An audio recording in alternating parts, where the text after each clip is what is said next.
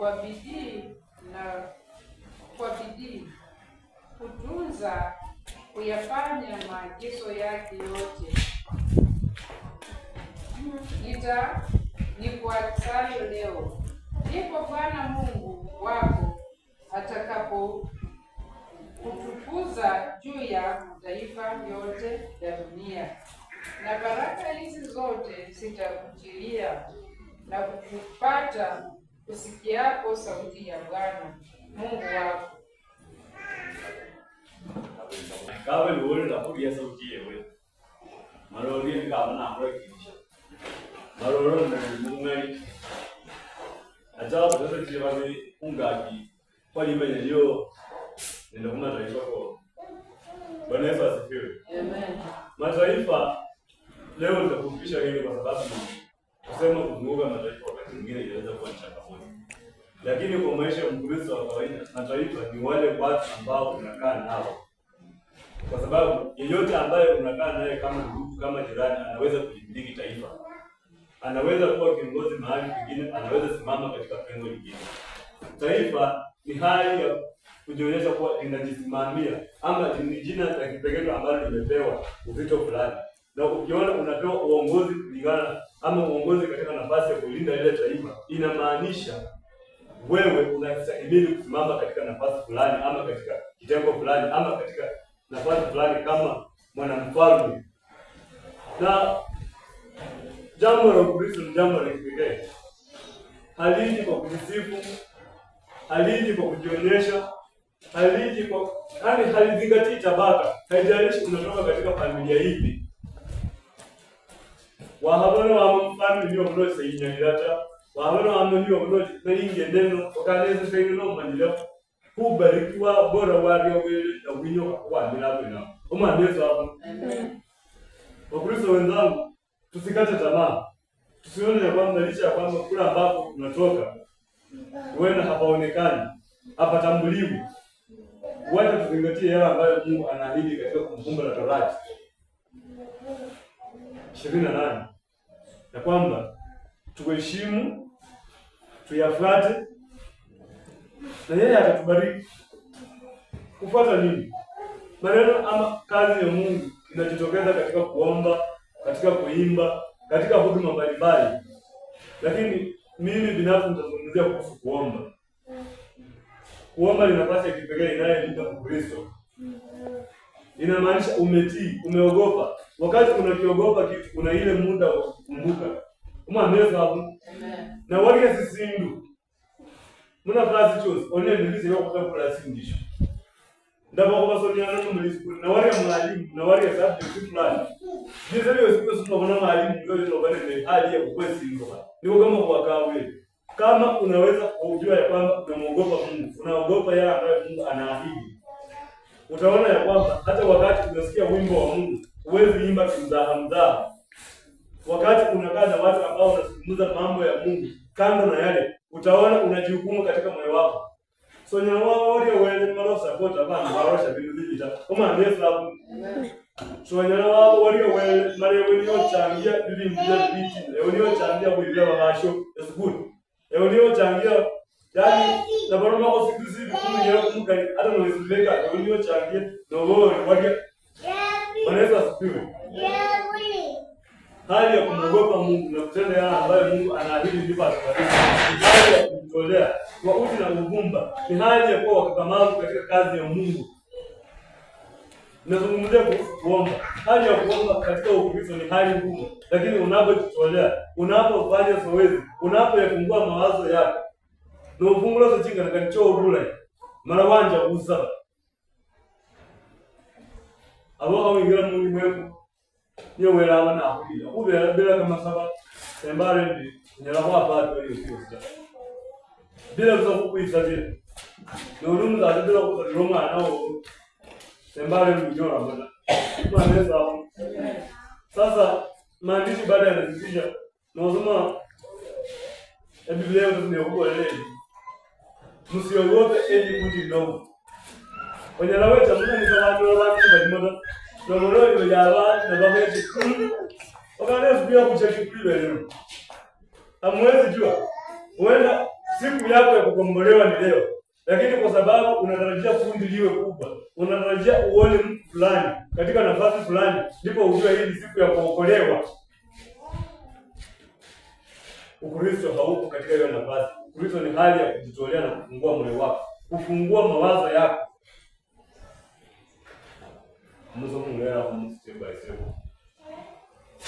Leo itakuwa utakapoisikia sauti ya Bwana Mungu wako kwa bidii. Utakaja Mungu anzenga buchi lako. Fungua moyo wako. Licha ya kwamba umefika hapo hujaona watu fulani ama namba ya watu fulani. Licha tu ya kujua kwamba umefika hekaluni. Bwana Yesu asifiwe. Amen. Licha tu ya kujitolea uone nimefika katika madhabahu nyumba ya Bwana na ufungue mawazo yako.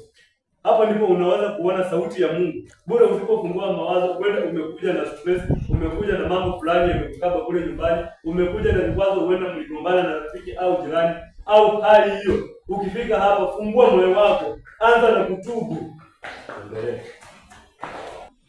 Ufanye maagizo yake yote nikuagizayo leo. Ndio baada ya kwamba nimeingia katika nyumba ya Bwana. Na uwe katika hiyo nafasi yale ambayo Mungu anakuagiza. Siku zote tumekuwa katika ibada, si leo tu, Jumapili, Jumatano, kesha, wakati mwingine hata bonzetu elsewhere, hata kwa radio wanahubiri. Wakati unafungua mawazo yako, yale ambayo Mungu anaagiza ndio yale yanazungumziwa hapa. Endelea. Mungu wako atakapokutukuza juu ya mataifa yote ya dunia. Ndipo unapo hali ya kutukuza juu ya mataifa, unapoamini yale na kusikiza yale na kutii yale. Omanyambo obonekana umambezo hapo. Amen. Ya hapo sasa kangani nomina ndi family niyo wa mamukana yasa kama kai. Namwe kama kai katendeka kungayewo. Namwe wibonango liwo munyo. Lakini ohola kuna pasi niyo bonanga na kwa mono makweko. Oboneza wera kulinda. Oboneza bulinisho ohola kana bulindiyo obirira saba kotaja mu group chembeta. Noli omundu mu group nembo ale bulindiyo saba wera hakuna akachibira ota lakini akulinda muko yakali ko bonyora muweka afu wali kwa wafu kizaba no nembo kama wazele wera akulinda mu wazele ko muna pasi ono atawazingana mali bawele wawe mwandezo hapo. Yaani unasimama nje ya mataifa kwa sababu wema kumzingi kufa neno li protected hata ya mara wema obana jirani hapo bawele wawe inamaanisha umelindwa. Unajua kuamka tu kuwe mzima mwaka mmoja, siku moja, siku mbili, mwezi, wiki, mwaka semejana isika obana wewe ka kulinde na wewe na kulinde obana jirani la kupiga na wodi safe maro manyoli saba awe so ngo menyera kuma sababu abasa ka kulinde kuma taifa ka ndiko nende ko simbikana. Sote tutakutilia na kufuata kusikiapo sauti ya Bwana Mungu wako. Amen. Hapa ndipo utaona sasa baraka zinakuja. Kubarikiwa ni hali ya kujikuta sawasu tulikosidunga sikwa sana mwigeni. Na mwezi wasu tuliko yani umenya kuzibara umebika. Bandi bakira kubarikiwa elokunyora chinduka. Madhani kubarikiwa huenda ni ile nafasi ya kumiliki vitu za dunia hii sana. Hapana. Kuba sana ndio amani mmoyo. Mwanaweza hapo. Amina. Kwenye wazazi huyu mle kule. Tunazungumza mambo ya kubarikiwa. Wapendwa, ukaanza umenjile wewe ndio sasa. Lakini ni kwamba mambo enda leo kuelewa moja ni. Huku inyola zembo onyala maana no wachole ni. Onyala maana ole ni. Onyala maana ole inaandika. Sio rahisi. Vitu vinatendeka hapa njiani vingi. Vindu vile wale na wina asubuhi sisi tunaishi na majirani. Tunaona mambo mengi yanatendeka. Hali ya kubarikiwa ile hali you are just staying safe. Yaani unapata you are well protected. Hizo ndio baraka za kwanza. Kumbe eoso tunakuwa unyangama. Na mwana leo kila bali mwe. We are all souls. We like believe. But you get yourself that God is protecting you from one way or the other. Mungu anakulinda. Unaona? hata ni wiki yawe ile kazi gawe ile. Ndio brother changu ile kitu mnendengele ya Muslim. It means umebarikiwa and you are being protected by God. Sasa katika himizo tutasisitiza hilo ya kwamba tufuate yale ambayo Mungu anasema. Na kufuata yale ambayo Mungu anasema, ushauri wangu ni kuomba. Bana mawele SP kabla no kasa ile hata zomelo za biwo okana lo kugana kana kama bibi nyama mwanzo hapo amen sabelo mzaleo okana bibi ndio na hasa wa unga bila let us be prayer intercessors. Uniombee nikuombee katika hali ya Kristo, tubebeane mzigo ili ninapobarikiwa nawe ubarikiwe, ili unapobarikiwa adui wako pia aone baraka zako. Let us be amina. Tuwe watu ambao tunaangaza. Mtu akikuona wahawana utamba lakini hamna kuelewa kule kwa Mungu. Unajua neno la Mungu ni silaha. Lazima Waefeso 6:11 vaeni silaha za kiroho ili muwe na uwezo wa kupinga hila za mwovu shetani. Na kuvaa silaha za kiroho ni ile hali ya kuamini ya kwamba Mungu yupo anatenda licha ya changamoto. Ubera obole uwikira mwovu ndio abola ulipokubali nami nilikusaidia. Na wakati anakusaidia inamaanisha amekubali. Sasa anasema kwamba msiwe na vikwazo vyovyote katika kazi yake. Wamenye wanalia wewe, unapomwogopa Mungu, unapoogopa yale ambayo ameagiza. Mungu bile yesiye kukuomba olelinda. Munyalunga kwe bitinda olelinda. Munyalunga kwe kukora olelinda. Munyalunga kwe lipa olelinda. Umameza hapo. Amen. Tena wilinda weleza huko.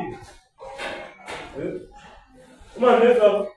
Sonya wendola ohawi ndola bantu wao ni maroboro wela hapo ndio. Ni babona ndio ndio kwa za kubera huko katika ulimwengu wa mambo ambayo hayapendezi Mungu.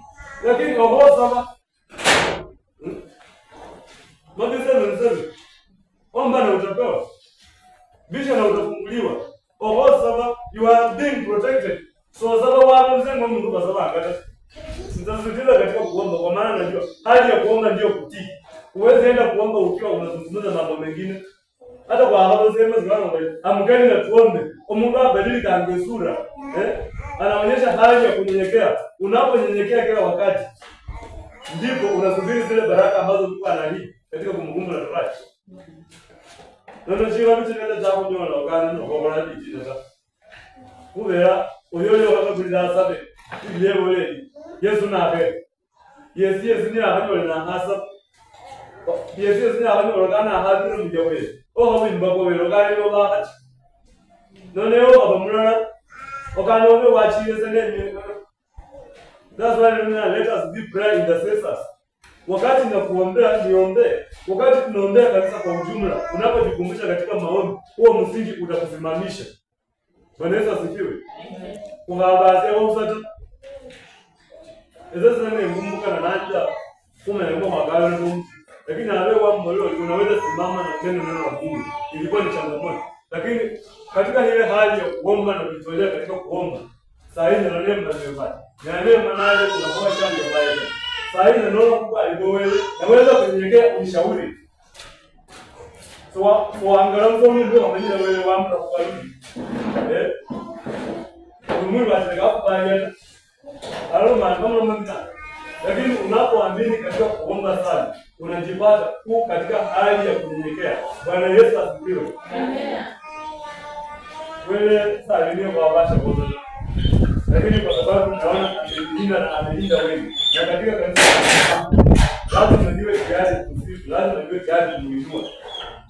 Lakini kufungua haya yote ni nini? Ni kuomba. Ndani mbarikiwe na hiyo. Amen. Baba asante mfalme kwa sababu tumekuwa mwaminifu. Neno lako limetuahidi ya kwamba tunaponyenyekea na wewe utakubariki.